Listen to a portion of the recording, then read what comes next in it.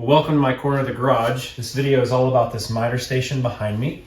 It was one of the first things I've designed and then built based off of those designs. I incorporated a lot of different features to incorporate as many tools and functions as possible for a small two-car garage workspace.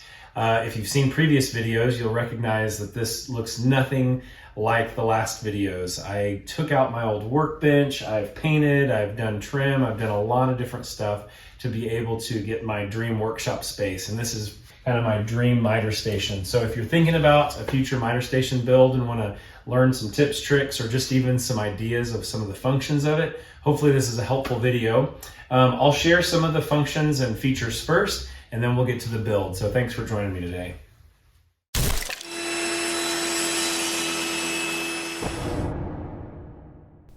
Dust collection was one of my top priorities, and you can see this hood does a great job of enclosing the machine.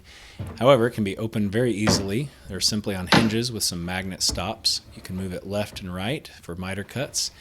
The whole box can be removed for beveled cuts, which I rarely make, but the box just sits on a couple of tracks. Once you're done with the miter cuts, it can go back into its normal 90-degree position. With those doors closed, it has really reduced the amount of sawdust all over my shop. My oscillating sander has two positions. Here's the front one for larger pieces. You can simply take out this back piece, slide it into its little holder, and then you can move the whole machine back so it frees up the wing and actually is in line with the fence on the miter saw. The base of the drill press is hiding behind this little drawer and is on the same surface as the miter saw. That leaves this wing open for a T-track and a stop block just below the drill press here. In order to maximize efficiency, I've got 6 of these 2-inch deep drawers to hold small odds and ends. Then there are an additional 6 very deep drawers at about 22 inches long. Still lots of storage left over underneath these 4 cabinets. One side's got 1 shelf and the other's got 2. Here's the integrated dust collection. Right now it's on the bottom trunk, which goes to the sander. Can simply be opened up, the blast gate there, or slid up into place and by the magnets, which now it's in the miter saw position. Can be closed here as well, or opened, or switched to the bottom. The magnets hold it in place, when in position, easily changing between the two tools. Let's get into the build. I first started out by making this base of 2x4s made out of my old workbench, and this allows me to set everything on top of it without having to notch out for a toe kick. And here I'm just reusing some of the old sheet goods from the old workbench. Doesn't have to look pretty, it's the base. Did a lot of cutting down of plywood, obviously. For the rest of it, I used 3/4 inch sanded birch. And here I'm notching out some circles for the integrated dust collection, just making sure those 4-inch hoses are going to fit through there just fine. What I did here was I actually sawed one end off of that blast gate, sanded it flush, and then inset a couple of magnets that correspond with the wood. These 2 screws here on the bottom are simply just positive stops for that lowest position to keep that from going any lower. And then here I'm putting on, again, some kind of just guide rails to hold that blast gate in place.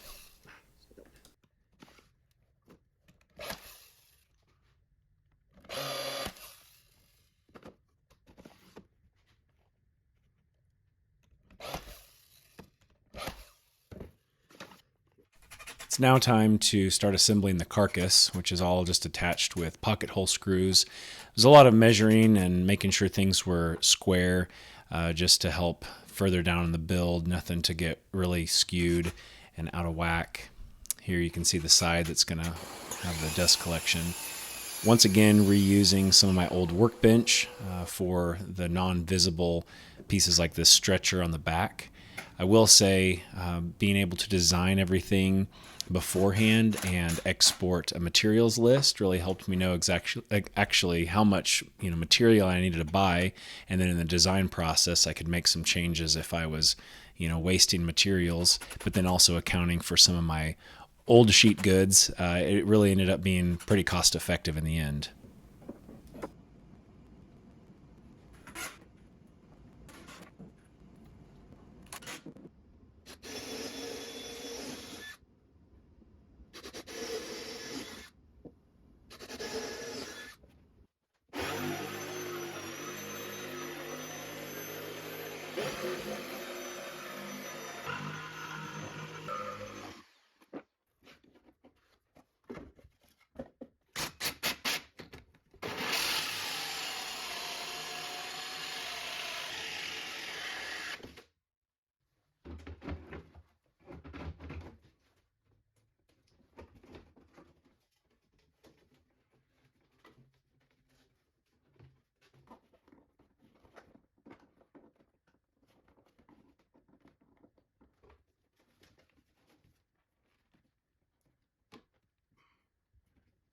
All right, just to get our bearings, currently the miter station is upside down. There are going to be drawers covering these up, but you've got your two trunks here coming down. Here's going to be for the miter station, this one going right to the miter saw dust collection. This will be for the overhead hood to catch the loose particles. And that other trunk comes down here to a 45-degree angle, and then my oscillating sander is going to be on this side, so that's going to be the dust collection, 4 inches all the way to where it comes up from the table to the 2.5 inch, which is what the sander takes. Just got the base attached for the most part, still a few more screws to go. Once again, I just used some scraps to put a few shelves in on both sides of these cabinets. Was able to notch them out so I could get them around the dust collection.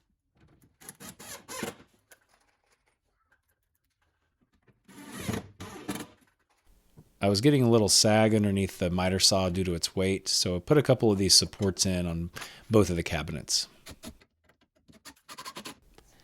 I actually found an amazing sale on this Bosch miter saw. It was 50% off at Lowe's for just like a few hours.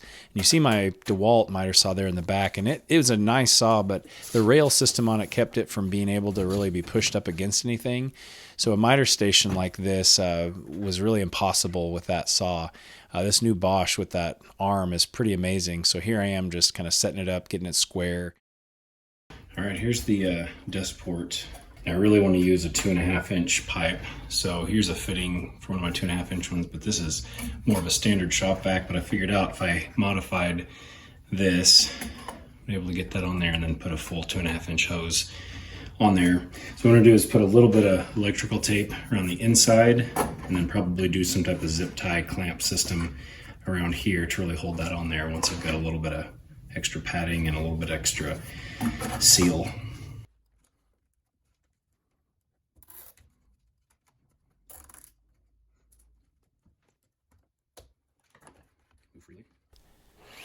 I used a solid core door that was given to me for free as the worktop.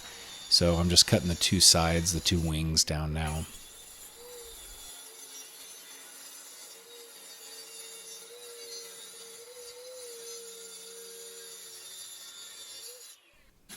This hole here is going to be for the drill press post to come up through because the base will be sitting on that lower piece of plywood there that the miter saw is sitting on. I continued the angle off of the saw. Each wing has a different maximum miter that the saw can cut, and so it tapers off at that angle, and so I just tried to match those with each wing. Here I'm actually making a miscut, so we can see if you can figure out why this is going to be a big deal in just a moment. Well, I'm an idiot. That went surprisingly well, except for the fact that I cut the entirely wrong side.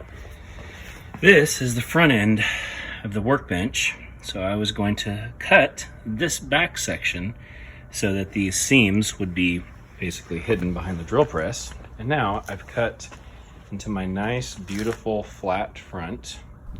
Well, that'll come back and bite me in the butt multiple times throughout this build, but let's keep going by putting the risers on this side of the wing. And you see that notch out in the front. Yeah, that's going to be a pain in the rear end to try and fix later on. But we'll keep plugging ahead, and you'll just see me on the struggle bus a little bit later on.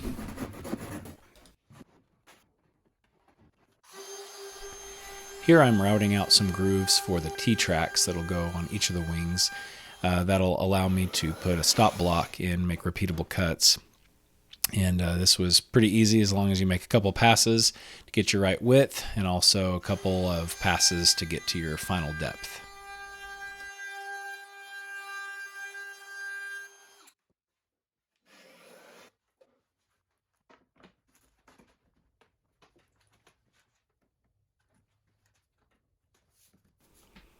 The drill press has a table that moves up and down and therefore has a gear that rides along a rail system, sticks out on the side of the drill press, so I'm just notching this out for that. And not only is this thing super heavy, but this whole installation process was much more complicated because of my error earlier on.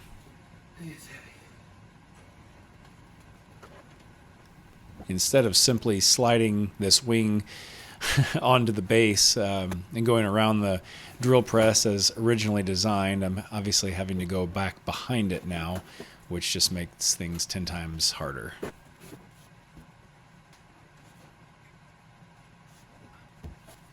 I shimmed in that little section that was left over with actually some strips of edge banding.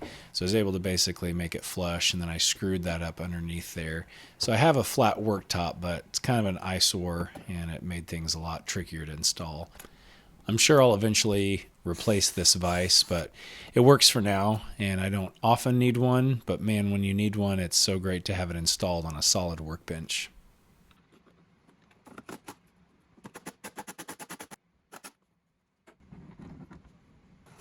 Once again, I'm having to work around this stupid top that was put in backwards, just attaching the base to the rest of the carcass so I can drop in that wing now for its final time.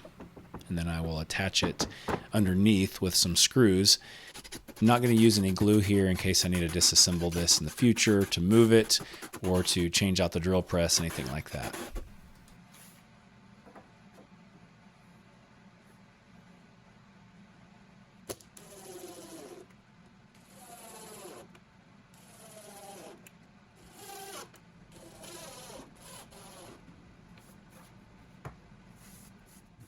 This is simply some leftovers of some gutter covers that I put on to keep leaves and things out of my gutters, but it'll be great to keep some of those small pieces that come off the miter saw from rattling around on my dust collector. Time to start assembling the actual hood for the miter saw now, and this is just out of 1/2-inch sanded birch plywood.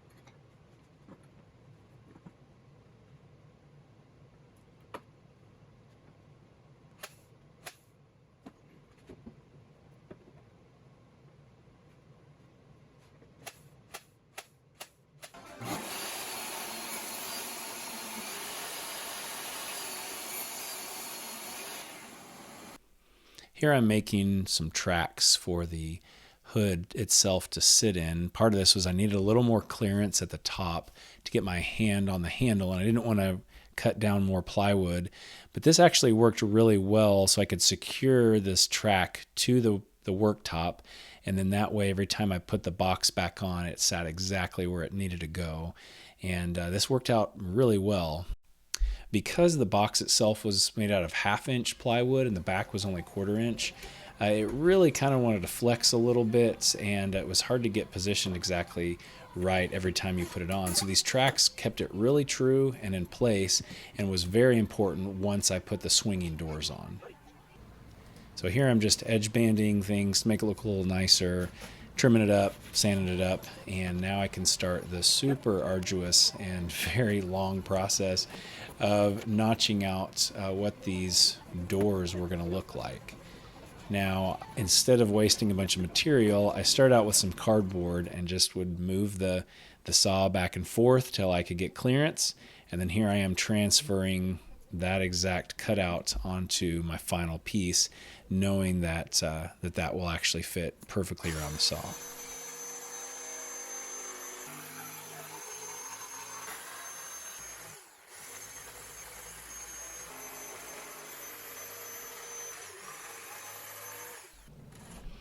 Each side got a couple of hinges put on. Then I installed magnets both in the doors and then also on the box itself. And basically these magnets just kept the door from freely swinging when I didn't want it to. So whether it was open or closed, it kind of had some positive stops to make sure it stayed where I wanted it.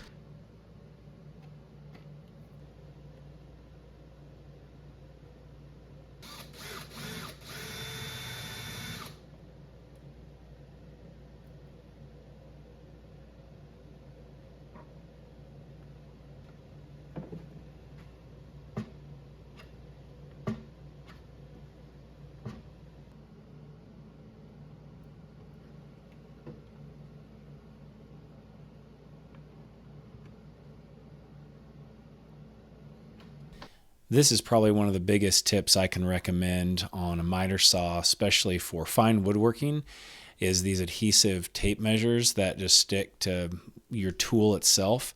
Instead of trying to mark your workpiece, it's so much easier just to line it up right on that tape measure. Now you have to meticulously set it up so it's accurate to your blade.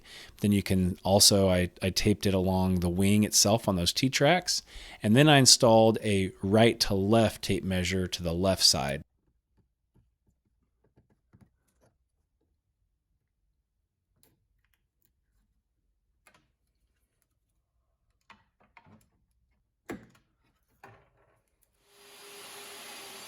Now it's time to start working on the trim. So I'm just ripping down some poplar boards, actually some that I found up in my attic. They're these huge 8-foot long by 12-inch poplar boards that I guess were purchased from Lowe's years before we ever moved into the house. And so ended up using them here on this project, and it was great. Saved a lot of money, as expensive as lumber is these days. Just as a side note, you can see there that I've already finished the left side, that wing there and the top. It was much more straightforward than the right side with the drill press, and it pretty much followed the same steps as far as putting the little risers underneath it, screwing it to the top of the carcass, but much more straightforward, so I decided to spare you the repeat of that process. And another side note to all you cabinet makers out there, I've never actually made anything like this before, so I'm kind of just winging it and figuring it out along the way. You'll be able to spot all my mistakes, so my apologies in advance.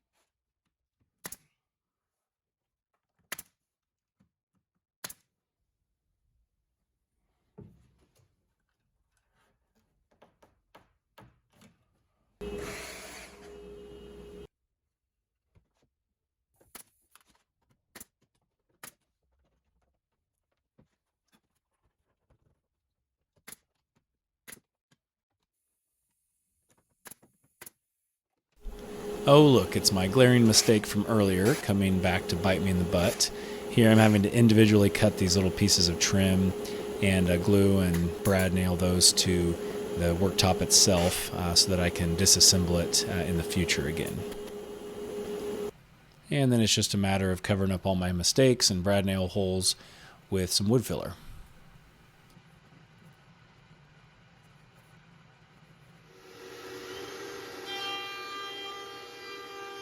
Here's a design idea I kind of had in my head for the drawer pulls and the cabinet pulls. I had some cherry, actually it was barnwood of all things, given to me from a friend who had this in their shop. Honestly, it was kind of just a rough sawn cherry that they used as a workbench top. It had oil and diesel fuel in it, so I had some very few usable pieces of it, but the little that I did, it was kind of fun to make some drawer pulls out of. The design in my head was a lot easier to make in my head.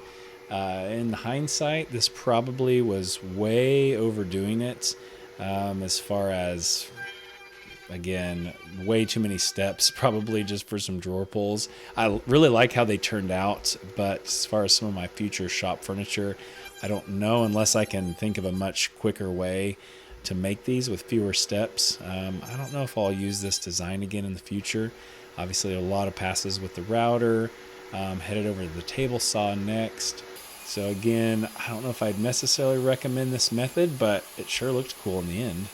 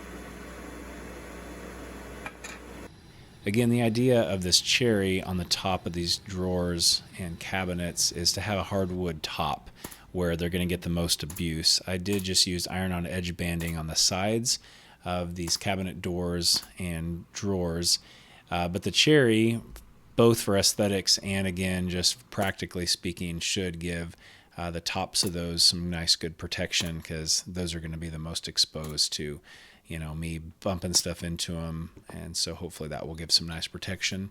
And then they finished up really nice too.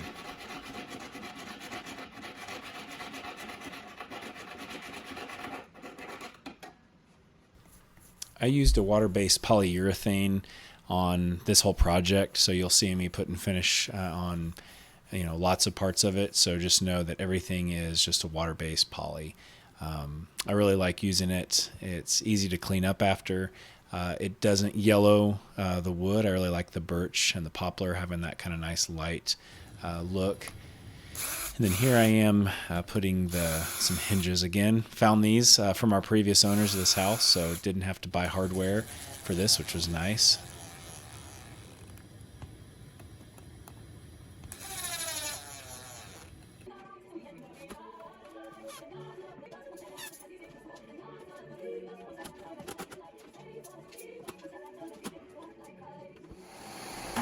I intentionally overhung the poplar trim by a 1/2 inch all around where these drawers were going to go. And so what I'm doing now is just cutting down some strips in order to basically bring the drawer slides out 1/2 inch so that they clear the trim. It's going to bring them flush with that. And so this wouldn't have been necessary if I would have done the trim differently, but I really did want kind of a nice chunky trim exposed behind the drawers and the cabinets when they were shut. So this is just a short, extra step to throw these on there to bring those drawer pulls out.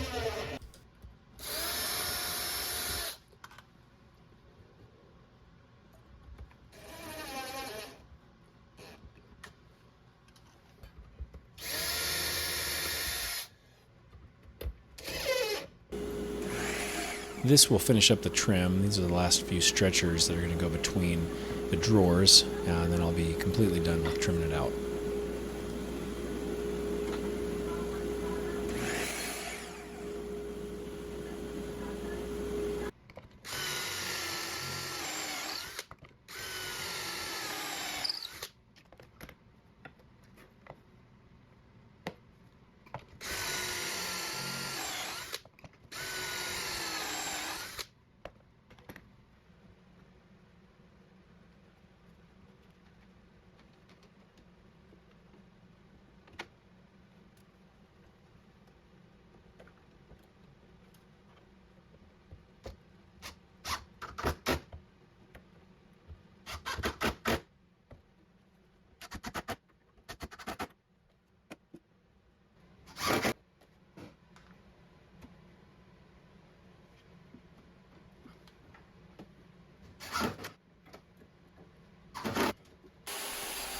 All right, well, let's make some drawer boxes. I have never really done drawer boxes before. I decided to make it pretty simple. So just breaking down some plywood. This was kind of exciting. First time getting to use just my temporary stop block. I'm going to make a nicer one out of probably walnut or something. This was actually just came with my drill press. But man, was this amazing getting to make repeatable cuts and them all being identical. So if you can do a setup like this with a T-track on your miter station, definitely do it, because if you're doing any kind of repeatable cuts that need to be accurate, that's the way to go. So those are the long pieces. Resetting it up on the other side, going to do the short pieces now, the fronts and the backs of all these drawer boxes. Again, so it's just kind of rinse, repeat over and over again, and you end up with perfectly matching pieces every time. No fancy joinery here with these drawer boxes. It's just going to be butt joints with some glue and brad nails to hold it together. You'll see here in a little bit that I'm going to add some screws for strength.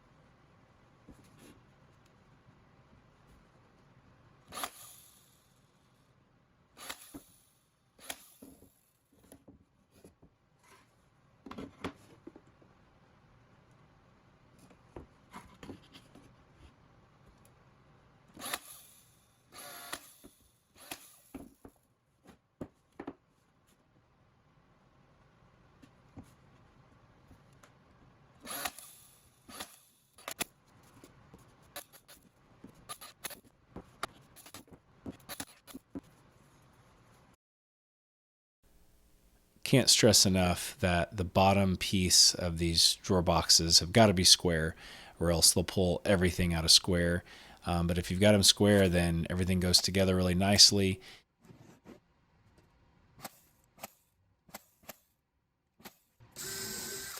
And then here just reinforcing with screws by pre-drilling, countersinking here in just a minute, so that those screw heads will clear. And that reinforcement of these boxes is going to make them plenty strong for what I'm using them for.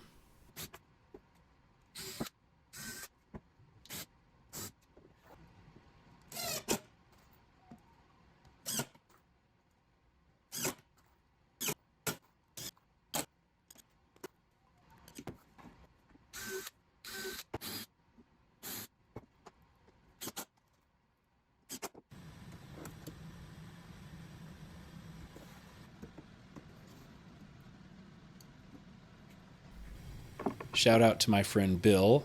So Bill, if you're watching this, thank you so much for that awesome woodpecker tool. I haven't used it a ton yet, but when it comes in handy, it is so much fun to use.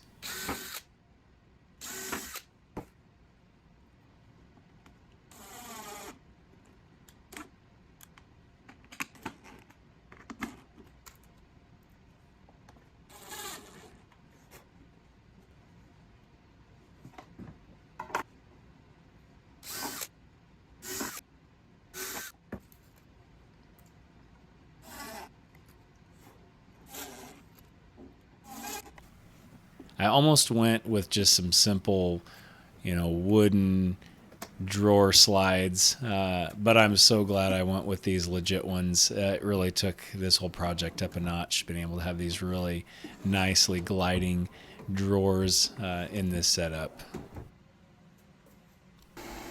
Once again, trying to take my time to make sure these drawer faces are going to be nice and square.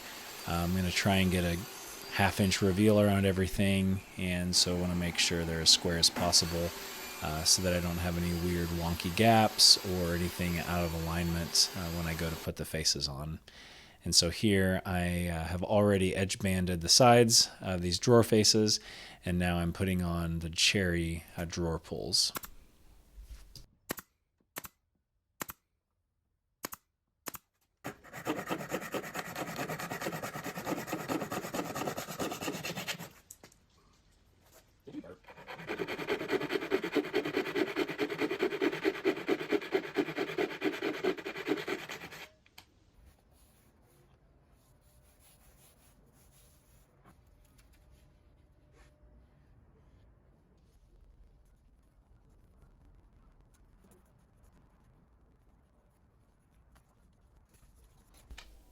Hot glue temporarily adheres these faces to the drawers themselves, and I've got some 1/2 inch scraps that give me a nice even reveal around everything.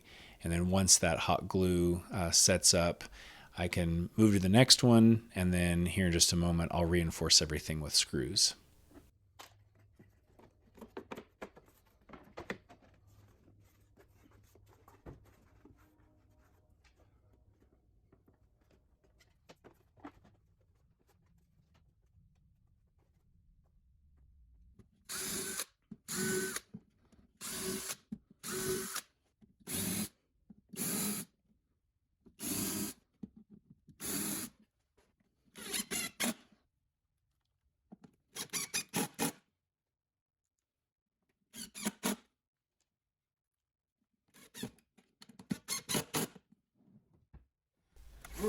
Time to start working on the small drawer faces.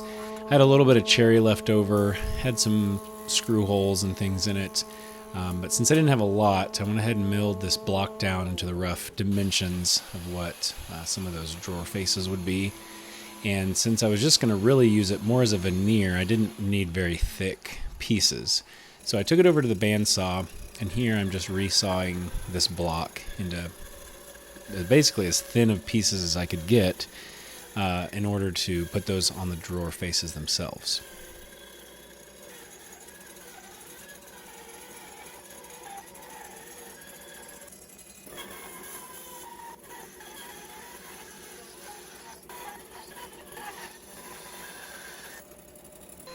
A drum sander would have been ideal here, and since my planer couldn't actually mill them that thin, I put a piece of plywood down so I could get them to, I don't know, right around 1/8 of an inch thick. So it's not a whole lot of stock there, but it'll be great just to cover the faces of those drawers.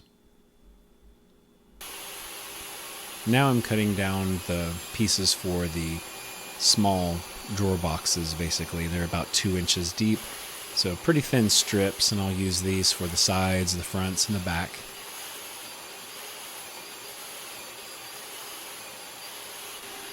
Then I'm using this 1/4 inch material that will be for the bottoms.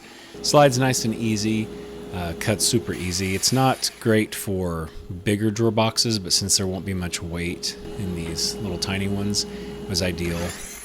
The trickiest part of this process was getting the angles right for these two drawers that come just off of the wings of the miter saw.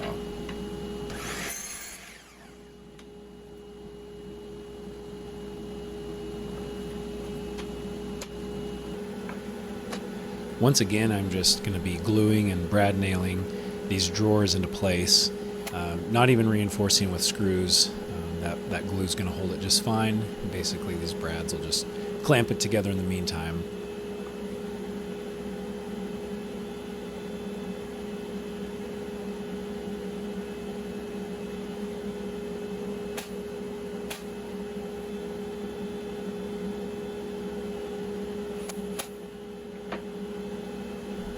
With as thin as that bottom piece was, didn't really want to try and brad nail it, so I just put a good bead of glue around the bottoms and then actually used a staple gun with some decent size staples to tack it in place. I ended up using a hammer. I didn't show it on camera, but I used a hammer to kind of tap those in a little bit more flush with the bottom.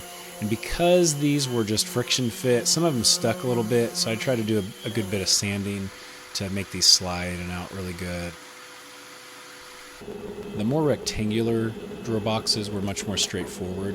But you can see here this back piece, I didn't stick to all the way to the back. So that way the sides kind of overhang in the back, and when I pull the drawer out, it has something to rest on so it doesn't just fall right out. And I actually kept the dark brown bottom panel even longer, and what that did is, you'll see here in a second, when I push it into place, I was able to make that exact length to kind of give me my stop.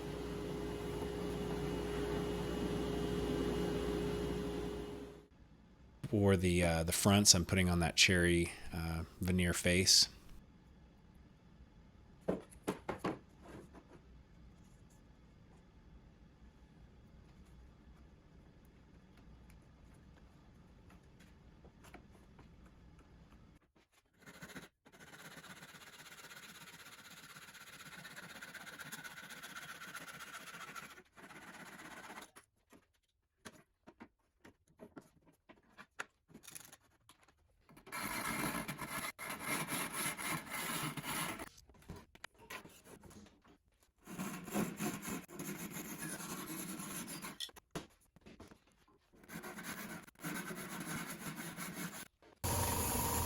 I intentionally turned off my dust collector so I can make some cherry sawdust here. I'm going to collect it and mix it with some wood glue. I've got a number of holes in those cherry veneers from screws and things when they were barn wood, so I'm just going to mix this up and fill some of those holes.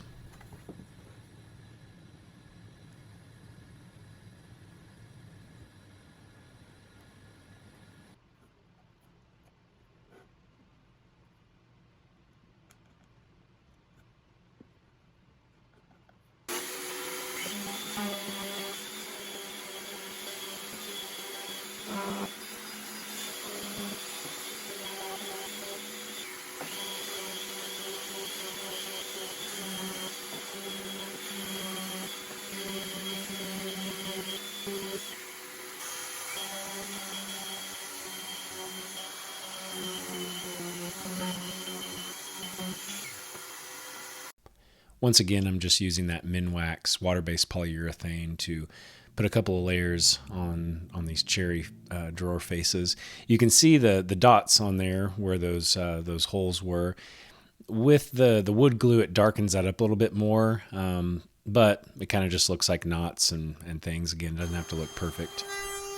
Now it's time to start making the drawer pulls for those small drawers. I'm kind of using the same method, but a little simplified for some little handles to go on those small drawers. Instead of them being made out of cherry, since the faces of the drawers are cherry, I'm kind of going for the inverse. So I'm tying in some more poplar with these handles, and so it'll have a nice contrast on the drawer faces themselves.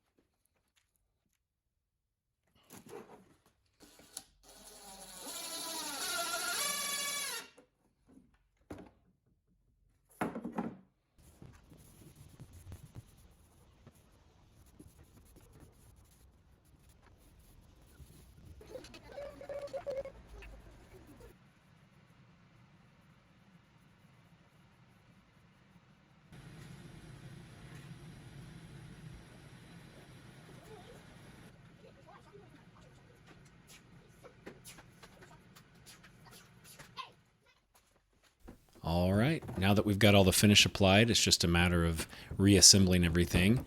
Here I'm obviously putting the dust hood back on, get that back in place, and then it's a matter of just sliding in, plugging in the sander, getting it reconnected to the dust collection.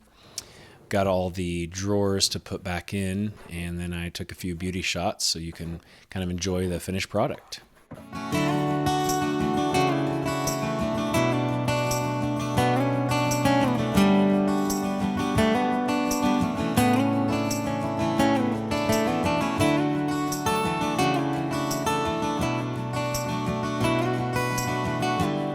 Thanks so much for sticking around to the end of this video. My next project to tackle is going to be an upgraded table saw stand with an outfeed table, and I'm going to incorporate quite a bit of storage as well as a router table included in that. And so I'll definitely be using this beast for that next project. So if you're not subscribed, you can do so now, and I'll see you on the next one. Thanks again.